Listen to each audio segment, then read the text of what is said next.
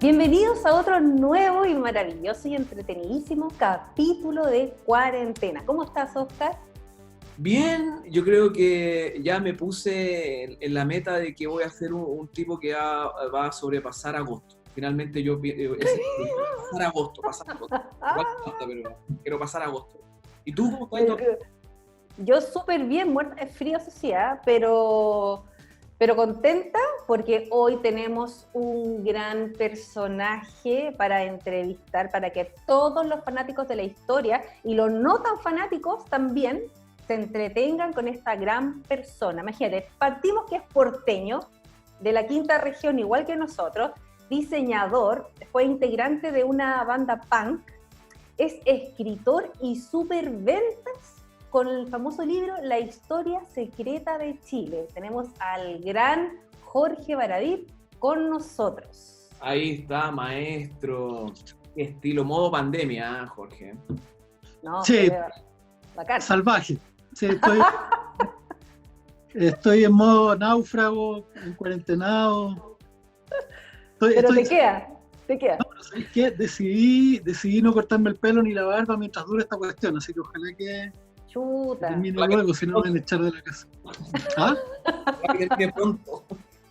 Sí, ojalá. Sí. Si no... Jorge, tenemos, un súper invitado. Yo te confieso un poco que en el colegio yo fui bien mala y bien porra para lo que era la historia de Chile. Me acerqué y me empezó a gustar recién con tus libros, que son bastante cercanos y más entretenidos de una forma de contar la historia de Chile. Mi pregunta es, ¿en qué minuto se te ocurrió contar nuestra historia, digamos, de una perspectiva más cercana? ¿Y cómo viste tú la reacción que causó en los historiadores tus libros? A ver, a mí también la historia me interesó desde chico, y me interesó porque descubrí que me interesaban las grandes narraciones, ¿no? Los pueblos completos que cruzaban desiertos, por ejemplo, la ciencia ficción, que siempre es una narración muy épica, muy de grandes magnitudes. Y la historia también, la historia tenía estos ejércitos que arrasaban los continentes o liberaciones de países con épicas gigantescas, ¿no? Muy tamaño Señor de los Anillos, producciones bíblicas de los años 50, una cuestión magnífica. Y otra cosa que se cruzó conmigo fue un interés desde siempre, fíjate, desde chico, en entender las cosas. Yo siempre he querido entender las cosas, las máquinas, el clima, los procesos sociales, y reducirlos a procesos visibles, casi como una especie de infografía en el cerebro, de verlo de una patada. Entonces, en algún momento me invitaron de la radio a contar el proceso del golpe militar. Y me invitaron porque yo ya había hecho un ejercicio en Twitter de contarlo minuto a minuto, ¿no? Yo había estado diciendo, no sé, a esta hora, a las 7:30, Víctor Jara está saliendo de su casa, nadie sabe que jamás va a volver. 7:45, la gente ve una fila de autos blancos cruzando la Alameda a gran velocidad en dirección a la Moneda. Al interior va el presidente Allende, ¿sí? Y esa forma de narrar hizo que una radio me invitara, la Radio Cero, a contar eso el año siguiente. Y como le anduvo bien, me invitaron de nuevo a contar el combate naval de Iquique. Y como la radio tiene algo que te exige atención, que la gente se mantenga alerta, hay una tradición muy antigua de radioteatro también, y yo soy un narrador, yo escribo novelas, soy un escritor. Entonces ahí se juntó y pasaba que no solo Arturo Prat saltaba al abordaje, sino que tomaba con una mano la cuerda, apretaba el puño sobre sus sables, cerraba los ojos, pensaba en su mujer, y cuando el monstruo mecánico chocaba contra su barco, saltaba al abordaje rodando por el suelo del Huáscar, se ponía de pie y sus zapatos sonaban contra la cubierta de madera buscando contra quién combatir, mientras el humo de la pólvora Oye, yo estoy fascinado ya escuchando a Jorge. Estoy imaginando todo lo que está contando, como La guerra a los mundos, ¿no? De Orson Welles. Claro, entonces de ahí, contando una de esas historias, me escuchó la editora de Penguin Random House. Y siempre ella contaba que se estaba estacionando, ¿no? Y me estaba escuchando. Y se quedó ahí. Y de repente descubrió que llevaba 10 minutos en el estacionamiento esperando que yo terminara. Entonces dijo, aquí hay algo, aquí hay un libro. Y me llamó y el resto es medio historia, ¿no? O sea, todos pensábamos que iba a pasar, no tanto, que iba a ser otro libro más contando historia, pero la verdad es que produjo un reventón bien inesperado de pensar vender en 6 meses 3.000 libros. Terminamos vendiendo esos 3.000 libros el fin de semana que se lanzó. Y de ahí la cosa no tuvo más freno. Yo creo que con respecto a la reacción de algunos historiadores, creo que ellos no entendieron muy bien cuál es el objetivo de esto. Y creo que con el tiempo lo fueron entendiendo. Nadie pretende, los que tenemos más canas, nadie pretende que después de ver Cosmos de Carl Sagan, tú te consideres un titulado de astronomía, ¿no? Nadie lo pretende. Lo que pretende Carl Sagan ahí es que la gente se interese en la astronomía, que se interese, que disfrute, que guste, que se enganche, entregando datos fidedignos. Entonces, el objetivo es el mismo, y esto se llama divulgación. Yo creo que ellos se enredaron al principio pensando que yo estaba intentando hacer otra cosa, y la verdad es que creo que a estas alturas ya no. Creo que a estas alturas ya se transformó más bien en un problema de orden más político de parte de algunos que relacionado con la historia. Esto es divulgación histórica y yo trabajo con historiadores todo el tiempo. Los invito a mis programas y ellos van felices. No tengo drama a esta altura. Bueno, tú de hecho, Jorge, partiste haciendo otras cosas y después apareció esto de la historia de Chile, que por un lado también está bien interesante porque a mí me pasa que como que de alguna manera, independiente del talento, está fácil escribir de la historia de Chile en el sentido de que tenemos una historia de Chile hasta podríamos decir antes de ti o otros historiadores como Salazar, que soy y tal, en donde está todo escrito lleno de mentiras, man, así como solamente la historia contada por los vencedores, faltaba la otra, la social, la que estaba oculta, claro. Y había que ir a meterse ahí, y además lo haces con estas carátulas, digamos, ¿no? Dibujo, entonces está todo muy hecha esa historia como más refrescada, digamos, ¿no? Había que ir a buscarla a ese pasado, digamos, ¿no? Además, no poniendo la ciencia y la historia como una ciencia del pasado, sino que en el fondo entendiendo del por qué estamos en este presente y después del estallido social, cuál es el Chile, digamos, al conocer esa historia, cuál es el Chile que queremos construir en el futuro. Y cuéntame un poquito de eso, hablando de estallido social. ¿Cómo le ha ido a tu libro, El Rebelión? Bueno, le fue increíble mientras estuvieron las librerías abiertas, ¿no? El día lo lanzamos a principios de enero, fines de diciembre, principios de enero, y estuvo primero en las listas las 12 semanas en que hubo ranking, porque después en marzo ya cancelaron el ranking porque se cerraron las librerías. Y fue súper bien yo creo que por lo mismo, si bien no es un libro de historia, Rebelión, es más bien una crónica, porque está ocurriendo en tiempo real, está utilizando las mismas mecánicas, ¿no? Que es la intención de entender que los procesos históricos no son algo que ocurrió hace 1000 años, sino que es una cuestión que está ocurriendo ahora en este momento. La independencia de Chile sigue ocurriendo. Los procesos históricos que involucran a Portales o a Bilbao o a Recabarren están ocurriendo hoy día también. Entonces, Rebelión lo que tiene un poco es esa gracia, la gracia de hacer entender que este proceso que estamos viviendo es un proceso que comenzó hace 200 años. Es un estallido social que tiene que ver con toda nuestra historia. Creo que uno de los objetivos de lo que yo hago es hacer sentir a las personas como sujetos de la historia, ¿no? Que ellos en realidad lo que están haciendo es viviendo un momento que va a determinar, que viene de un arco histórico y que va a determinar el arco siguiente. O sea, a mí me fascina cuando la gente empieza entonces a hablar de, claro, por eso que Diego Portales nos hizo esto, o claro, por supuesto que Recabarren luchaba por estas cosas, o que Pedro Aguirre Cerda haría otras cosas en este momento, y yo me fascina porque un poco esa es la idea. Una de las, es bien complicado decirlo de esta manera, pero que se entienda, una de las funciones o una de las dimensiones que puede aportar la historia es iluminar el presente. Como tú bien dices, la historia no es algo que ocurrió que está por ahí escondido, que ya no, que es inmóvil. No, la historia es una especie de estallido. O sea, la habían escondido. Algunas cosas históricas estaban escondidas. Claro. A ver, tenemos que ver esto como terremotos, ¿no? Los terremotos siguen emitiendo ondas expansivas que nos alcanzan en el tiempo hasta el día de hoy.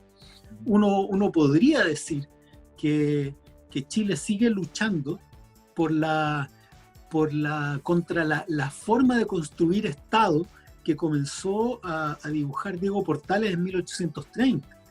Chile sigue peleando por establecer una república liberal y amplia como la que querían los padres de la patria, los Freire, ¿no? en la década antes de Diego Portales. Hay muchas cosas que nos siguen persiguiendo. La búsqueda de igualdad social que perseguía Pedro Aguirre Cerda es algo que todavía está pendiente, que tenemos que analizar bien qué cosa del análisis que hizo la Unidad Popular sigue también pendiente, más allá de cómo lo encaró. Uno lee, por ejemplo, el programa de la Unidad Popular y uno dice, esta cuestión está igual, sigue igual, ¿no? Entonces, ¿de qué manera la historia ilumina el presente? Es una de las cuestiones que yo también trabajo y que en Rebelión en particular la expuse, porque me interesa que la gente entienda que la rebelión del año pasado, de octubre, el estallido social del año pasado, no es algo que ocurrió producto del gobierno de Piñera o del gobierno de Bachelet Piñera o ni siquiera de los últimos 30 años, que el estallido social del año pasado es una interpelación histórica a la manera como Chile ha construido Estado desde sus inicios.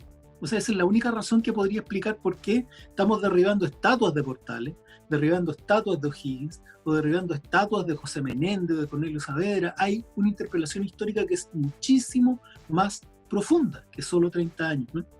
Oye, disculpa, mira, recién me acaba de mandar un mensaje acá el Francisco Ortega porque acabo de leer un libro en el Instagram y lo etiqueté, digamos, ¿no? Recién terminé de leer el loge. Bueno, disculpe, que justo, no sé, que eso justo me escribió, digamos. Era un poco eso, digamos. Oye, no, vale. Jorge, una pregunta, porque yo insisto, el tema, yo tuve un problema bastante grande con un ramo de historia en el colegio, porque encontraba que era demasiado fome. No sé si cómo lo enfocaban, cómo contaban la historia, muchas fechas. De porro en la historia. Claro, o sea, como que en el fondo te crearon anticuerpo un poco para la clase de historia, o sea, es una lata al final. ¿Qué crees tú que hace falta, digamos, para acercar la historia a los estudiantes? Mira, fíjate que yo creo que son dos cosas. Cuando se menciona acá que nos han alejado o nos han escondido la historia, la verdad es que la historia no es una sola. La historia es una interpretación de los hechos. Entonces, yo siempre digo, cuando tú vas a Perú y escuchas sobre la Guerra del Pacífico, te vas a dar cuenta que es un relato completamente distinto. Eso no significa que los peruanos estén mintiendo o que los chilenos estemos mintiendo. Es que simplemente los intereses, la cultura, el punto de vista, hace que el relato sea diferente. Es lo mismo que ocurre cuando alguien dice, oye, resulta que Alessandri fue un tremendo presidente que hizo esto, que me favoreció a mí como clase. Entonces yo hago un tremendo monumento, y viene alguien y dice, no, viejo, Alessandri fue un criminal, un asesino, porque hizo esto y esto. No es que una sea mentira, es que están expresadas desde distintos puntos de vista. Cuando yo escribo Historia Secreta de Chile, yo no pretendo decir, esta es la verdadera historia, porque estaría cometiendo el mismo error que comete la gente que intenta instalar la propia. Lo que estoy diciendo es que, a ver, en Inglaterra, hace un tiempo atrás se cumplió el centenario del nacimiento de Winston Churchill, y se publicaron 2 biografías maravillosas, las 2 son preciosas, de verdad. Y una dice que el tipo era un borracho, un misógino, un desgraciado, un violento y un fascista, racista de lo peor, que solamente se vio en un momento preciso, y que cuando ese momento preciso pasó, la gente lo echó, o sea, ni siquiera siguió votando por él. Y hay otra biografía que dice que el tipo era un semidios maravilloso que cayó como un ángel en el momento preciso para salvar a Inglaterra, y que era la persona maravillosa que este país necesitaba, ¿te fijas? Y cuando tú lo lees, resulta que las 2 son ciertas. Las 2 son ciertas desde su punto de vista. Y lo importante, en Inglaterra nadie se pelea, porque entienden que la historia puede tener distintos puntos de vista, incluso dentro de un mismo hecho. Por ejemplo, hay historiadores que dicen que, por supuesto, el comentario popular natural es que lata que celebremos las derrotas del combate naval, ¿no? Es una derrota el combate. ¿Por qué celebramos derrotas? Y otro tipo, un historiador, viene y le dice, pero si no es una derrota. Lo que ocurre ahí es que la Esmeralda, en el fondo, finalmente, al mantener el bloqueo y al impedir que el Huáscar fuera tranquilito hacia el sur, evitó que el Huáscar estuviera destruyendo Antofagasta, qué sé yo, Mejillones, un montón de donde habían tropas, porque no estaban los barcos chilenos, podría haber bombardeado Antofagasta, podría haber bombardeado las desalinizadoras, podría haber dejado la escoba. Entonces, de alguna manera, y considerando que se hundió la Independencia, que era el barco más importante de los peruanos, uno podría decir que el combate naval de Iquique en su conjunto fue un triunfo. ¿Te fijas? Y también estaría en lo correcto. Lo importante es que las fuentes sean las precisas, que nunca uno diga, por ejemplo, que la Esmeralda no se hundió. Eso no se puede decir. Pero sí hay distintas interpretaciones. Y con respecto a eso que está diciendo, claro, la Pitu, que nosotros la pasamos mal con historia, la interpretación mía también es que era muy fome, digamos, lo que tú viniste a contar. Es que ahí está el otro punto. Historia, porque nosotros, ¿hasta cuándo con O'Higgins? Claro, es que mira, ahí está el punto. La historia, a ver, no te representa.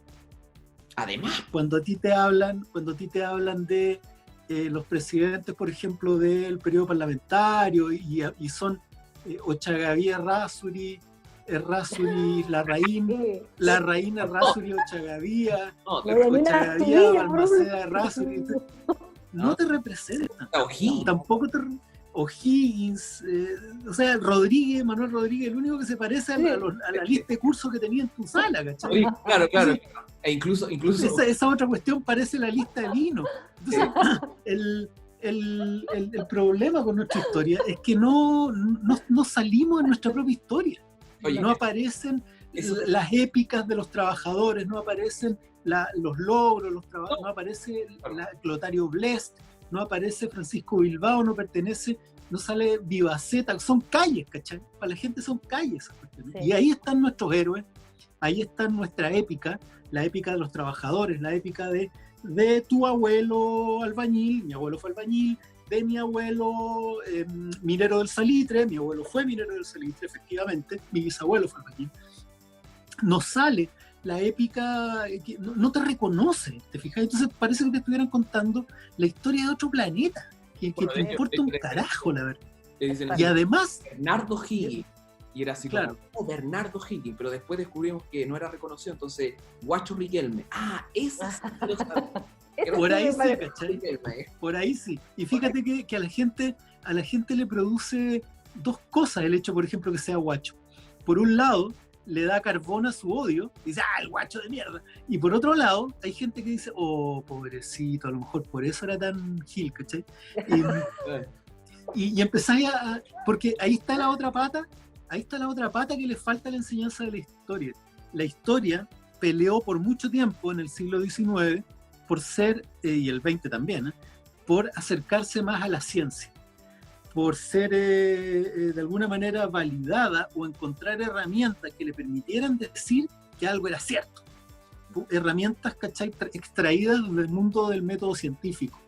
Y en el método científico pasan dos cosas, pues te tienes que desapasionar, ¿no? Porque no vale estar enojado frente al uranio, ¿no? No importa estar enojado frente al uranio. Entonces, no podés estar enojado frente a un hecho histórico. Entonces te separas del hecho y lo analizas a distancia y con herramientas. ¿Y cuáles son las herramientas de medición de la ciencia? Las estadísticas, ¿te fijas? Ciertos fenómenos. Y la verdad es que la historia, y está bien, ¿eh? Porque eso permite depurarla y mantenerla más o menos en un cristal para poder estudiarla sin contaminación. Pero también te aleja, porque al final la historia está llena de odio, amor, venganza, rabia, traición, ¿no? Son unas emociones súper intensas las que están ahí, deseos de libertad, deseos de progreso, gente que se sacrifica. Imagínate el nivel de libido de un pueblo que es capaz de matarse por una causa. Todo eso está ausente de la enseñanza de la historia. Entonces, y es necesario porque finalmente son los hechos de los hombres. Y si tú no entiendes que por ejemplo, que los soldados chilenos estaban muertos de miedo subiendo el Morro de Arica mientras las balas les sonaban como abejorros alrededor de ellos, subiendo, pensando en que la mayoría de ellos eran del sur, eran de territorios llenos de vegetación y estaban ahí subiendo un morro seco sin cachar muy bien para qué, disparando. Si tú no entiendes eso, nunca te vas a conectar con la historia. Y es fundamental. Entonces la pega que yo tengo es la pega de un escritor. El escritor no se separa del evento, por ejemplo, de un combate, no se separa del combate para verlo y analizarlo. Lo que hace el escritor es todo lo contrario. Quiere que tú, lector, te pongas en el lugar y que sientas el olor a pólvora, que sientas el miedo, las llamas alrededor tuyo, la desesperación de no entender quién es partidario tuyo y quién no, porque no se distingue en medio de la noche. Ese tipo de situaciones son las que un narrador puede agregarle a la historia y hacerla que no solo más interesante, sino que te conectes con ella, que entiendas que la historia es lo que te pasó a ti y a tu familia, lo que te pasó a ti y a tu abuelo. Tú no puedes entender qué significó para los pobres de este país, por ejemplo, la política estudiantil escolar de Pedro Aguirre Cerda si no te cuentan, por ejemplo, algo que a mí me contaron, que es que una abuelita, cuando se murió, o sea, hasta el día de su muerte, esto me lo contó su nieta, hasta el día de su muerte guardó el uniforme escolar que le había regalado el gobierno de Pedro Aguirre Cerda, completo, abrigo, zapatos, faldita, jumper, hasta el día de su muerte, como si hubiera sido su vestido de novia. Entonces, cuando tú no conoces ese tipo de cosas, no te puedes conectar con la historia y entender qué significó para esos pobres de Chile que un gobierno finalmente se preocupara de ellos. ¿Te fijáis? Chuta. Fuerte la historia de la señora, sí. Vamos, claro. Atentamente, este es el profesor que teníamos que haber tenido nosotros cuando sí. Yo hubiera sacado un 7. Elocuente, digamos. No, y que te apasiona algo y uno se empieza a apasionar también por lo mismo, porque transmite eso. Sí, no. Pero es que imagínate, si es la historia de nuestros papás, de nuestros abuelos, es lo que hace que estemos parados acá. ¿Cuál es la serie que a tu manera de ver como escritor, historiador, deberíamos ya ver con respecto a la historia de Chile en alguna pantalla gigante? Hay varias, muchas de ellas bien malas, digamos, ¿no? No me voy a poner a pelarlas, pero ¿cuál es la que es la que debería venir? Mira, yo tengo una debilidad por razones obvias, ¿no? Porque vengo de ahí, por la historia de los trabajadores de Chile. Se habla mucho y vemos historias sobre grandes generales con charreteras o presidentes, no sabemos los nombres de los presidentes, pero a mí me gustaría una historia. Yo no sé si alguno de ustedes vio alguna vez o leyó un libro, que también fue una serie muy famosa, que se llamaba Raíces. Sí. Ya, Raíces. Es la historia del escritor. Claro, parte con Kunta Kinte. Nosotros estamos más o menos en el rango etario, digamos. Este programa se llama 40. Claro, sí. Somos mayores de 40. Sí. Entonces, a mí me encantaría ver una saga generacional similar en clave trabajadora. Por ejemplo, claro, que en Chile existe, pero existe para una clase alta, que es, por ejemplo, la Casa de los Espíritus, la del dueño del fondo, ¿cachai? Pero imagínate que, por ejemplo, mi abuelo, y esto lo he contado 1000 veces, pero mi abuelo era minero del salitre, mi abuela era hija de inquilino en el campo, piso de tierra, trabajando para el patrón por comida. Y los dos se van a Valparaíso, ¿no? Los dos van a Valparaíso, se conocen, se casan, se convierten en obreros de la industria. Mi abuela obrera textil, mi abuelo obrero en una industria de vidrio. Tienen hijos, 5 hijos, y son tan pobres que en un par de ocasiones va la beneficencia con Carabineros a quitarle los hijos, porque no tenían plata, ¿cachai? Y ellos pelean, mi abuelo muere joven, y mi abuela se tiene que hacer cargo y se convierte en comerciante. Abre una pared de la casa y hace un negocito donde empieza vendiendo carbón, cerveza y horchata. Y después empieza a crecer, y ese almacencito hace que mis tíos y mi mamá logren llegar a ser estudiantes secundarios. Y después ellos se convierten en pequeños comerciantes, en empleados de pequeños comercios, en algún empleado público, ¿te fijáis? Y después sus nietos son universitarios. Y hoy día esta familia tiene escritores, tiene ingenieros, tiene un alcalde por ahí, tiene un militar, tiene, qué sé yo, tiene hasta un pastor evangélico metido entre medio. Y claro, entonces te fijáis que ahí hay una saga que viene desde la salitrera, desde la peor, y además mi abuelo quechua, él era quechua, y mi abuela tiene también descendientes inmigrantes y mapuche. Entonces, hacer esa saga, hacer ese camino del gran pueblo de Chile hacia lo que estamos hoy. La analogía con Raíces, y ahí hay un personaje principal. ¿Tú tomarías un personaje de la historia también, así como un Recabarren o algo así, o eso ya es más político? Por supuesto, hay varios personajes. Mira, yo creo que por lo menos desde mi punto de vista, hay 4 grandes personajes en la historia de los trabajadores. Si hacemos la historia de una familia, por fuera yo pondría 4, y esos 4 son Francisco Bilbao, pondría a Luis Emilio Recabarren, y pondría a Pedro Aguirre Cerda, y sin duda pondría a Salvador Allende, ¿no? Salvador Allende, podemos discutir 2 días si estuvo bien o mal lo que hizo, pero él, cuando entra a la moneda, era la culminación de un camino de democratización de la democracia de los trabajadores, ¿no? De los trabajadores que estaban acá abajo en el espectro, y de qué forma durante el siglo XX fueron trepando hasta llegar a ser gobierno. Y después la oligarquía, ¡poc!, corta eso, lo mutila y lo vuelve a cero.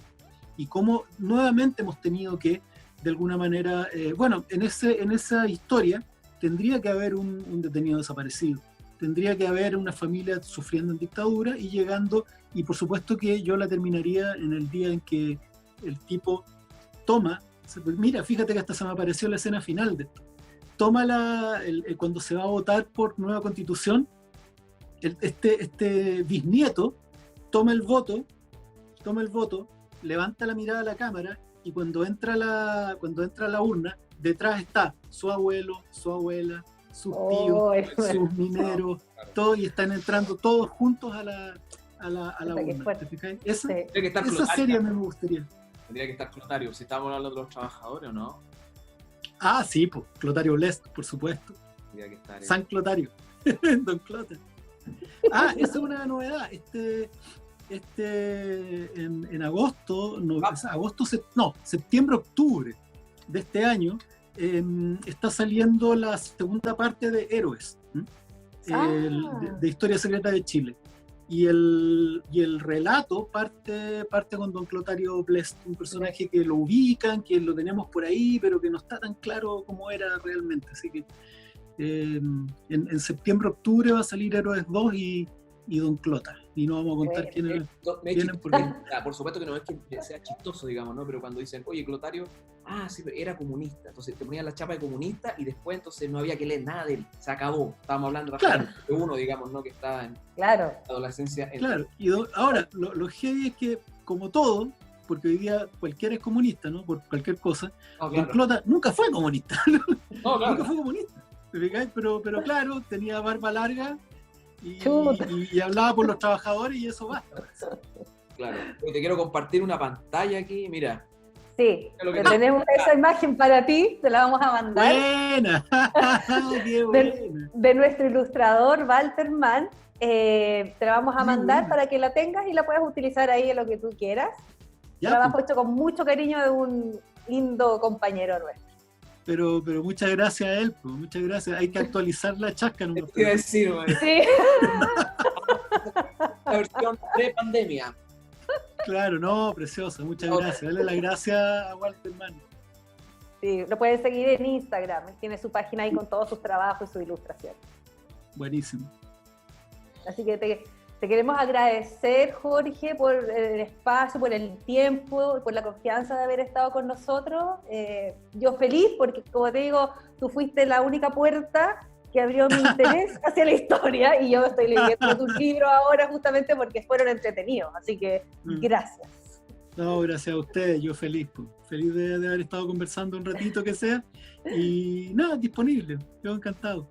Gracias. Una última cosa por mi lado. Como consejo, ¿cómo pasar muy bien los 40? Nuestro programa tiene que ver con cuarentena, tiene que ver con gente de más de 40, digamos. No vamos a decir la edad de cada uno aquí, no, nunca lo hacemos en el programa. Más de 40, no, está bien. Yo tengo 40-11, sí, 40 sí, no, pero sobre 40, esa es la consigna. Fantástico. Oye, fíjate que yo no me di ni cuenta. Yo no me di mucha cuenta de los 40, pero lo que sí les quiero decir a todos los que están por cumplir 40 o que se acercan a los 40, que cuando escuchan esa frase, oye, pero si me siento igual, sí, hay que decirles algo que es dramático. El verdadero cambio, porque aquí hay crisis de los 20, de los 30, de todas las décadas, crisis de los 40, crisis de los 50, hay un secreto. El cambio real viene en los lustros. El cambio se produce a los 35, el cambio se produce a los 45, ahí sí se produce el cambio. Así que todos esos que dicen, oye, tengo 40, me siento igual. Soy regio. Espérate 5 años. Ahí se produce. Ahí te quiero ver. Ahí están todos los fantasmas, todas las caídas de distintas cosas. Ahí pasa. Ya, oye, Jorge, muchas gracias. Muchas gracias. No, encantado. Un poquito de humor ahí, hablar un poquito de historia, muy interesante también como tú lo relatas. Muchas gracias. Y a la gente que nos escucha, síganos también en nuestras redes sociales, programa Cuarentena en YouTube. Un beso, Pitu, un abrazo, Jorge. Gracias, Jorge. Muchas gracias. Súper bien. Chau. Gracias, chao.